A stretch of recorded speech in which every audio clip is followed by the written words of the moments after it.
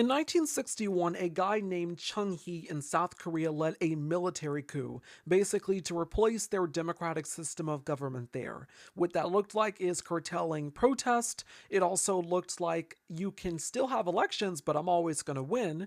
It also looked like slaughtering officials in the country, including elected officials, as well as pro democracy organizers. And it was a fight, it was a long fight to win, but ultimately the pro democracy groups in South Korea, the pro democracy organizers, they won.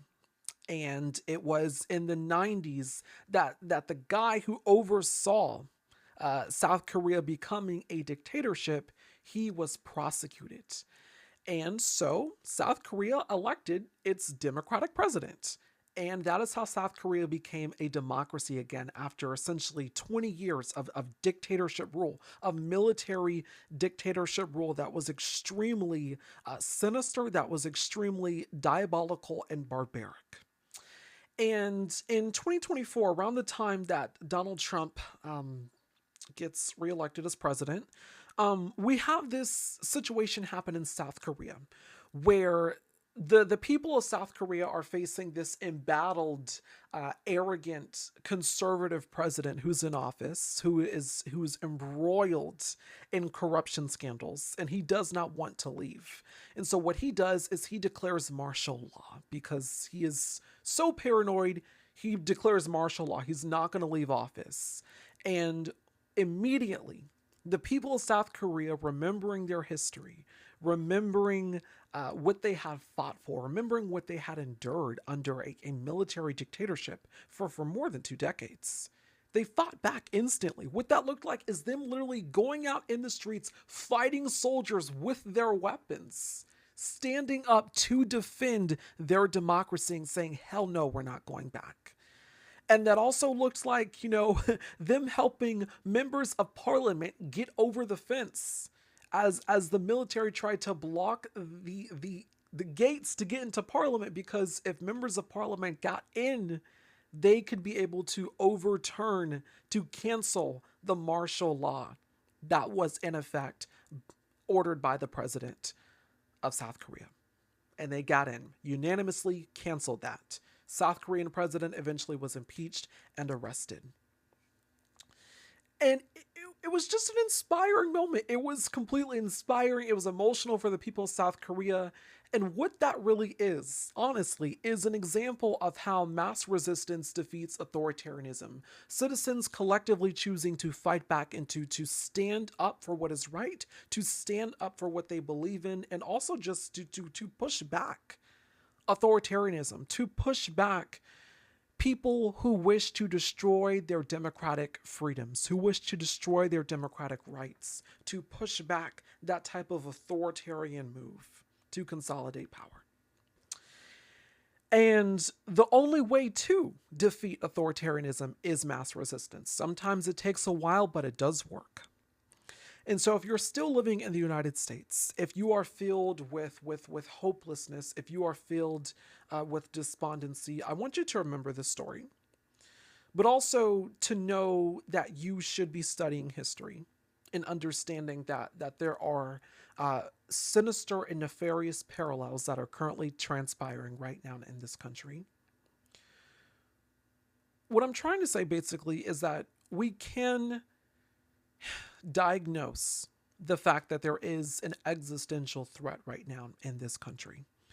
That there are various existential threats in terms of us being in an authoritarian dictatorship and this no longer being a democratic republic, but also understanding that there is hope in a sense, and that is mass resistance. But what that looks like is all of society, or at least majority of Americans, coming together to resist.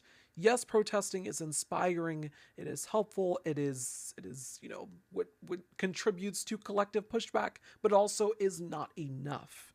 It is not enough to put words on a sign and to go in a street and to chant words that you put on a sign. That's not enough in terms of resistance. What that looks like is doing things like we saw in South Korea to defend what you truly believe is yours, the rights that you were born with.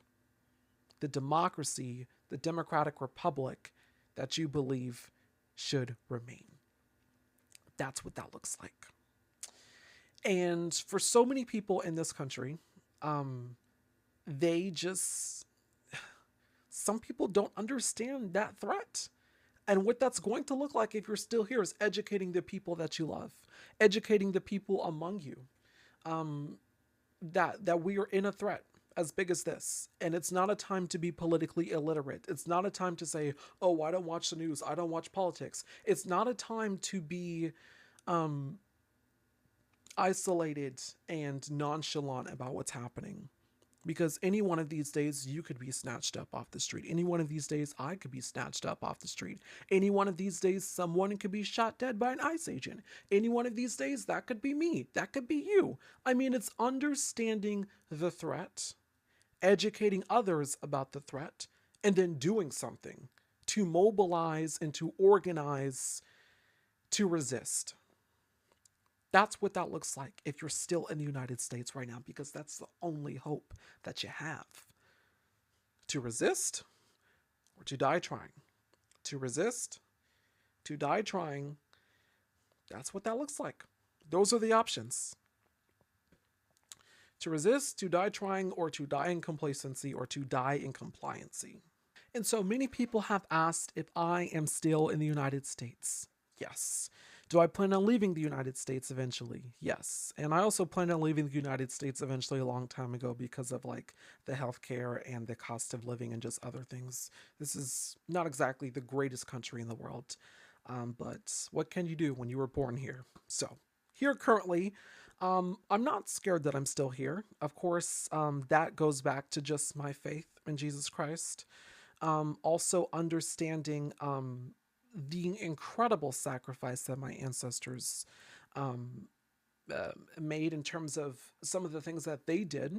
Ida B. Wells, of course, she was an intrepid investigative journalist doing just incredible work, investigating lynchings in the South by train. So I'm excited to start doing the same thing, getting on Amtrak. I have my journal here, just like Miss Ida B. Wells did. Just doing the intrepid work into going different parts of the country for me, into investigating stories in different towns of stuff that's going on, stuff that's not reported in mass, stuff that's not being reported by the mainstream press or by other independent journalists. Just getting these stories that matter, going into different communities and getting these stories, because if if if I don't do it, who will? Who's going to get those stories? Who's going to tell the truth? Who's going to continue to report the news without fear or favor? Someone has to do it. And so while I'm still here, that's going to be my mission. That's going to be my continued passion. Um, I'm not afraid at all. I'm not. I understand that what I'm doing is dangerous. I understand that what I am doing is it puts my life at risk. I do understand that. But God did not give me the spirit of fear.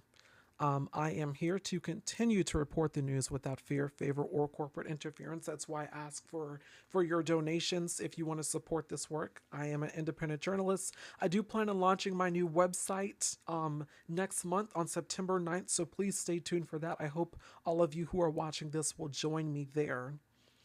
But I just wanted to get on here and to just say here that I've been doing this since I was 13 years old, since I was in middle school.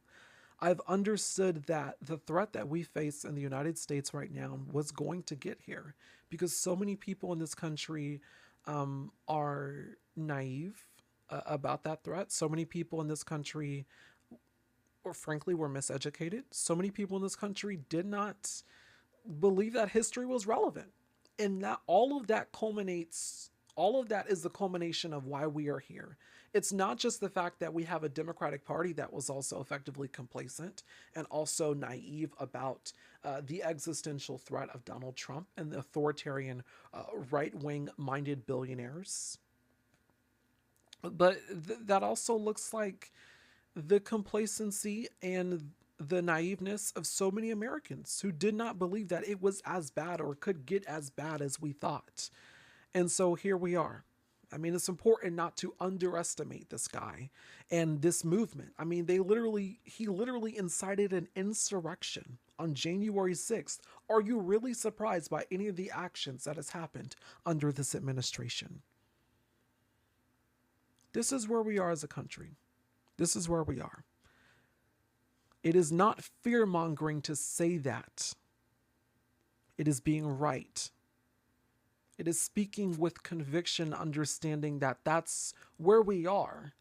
But there is hope in mass resistance. If there is no mass resistance, then there is no hope because no one is fighting.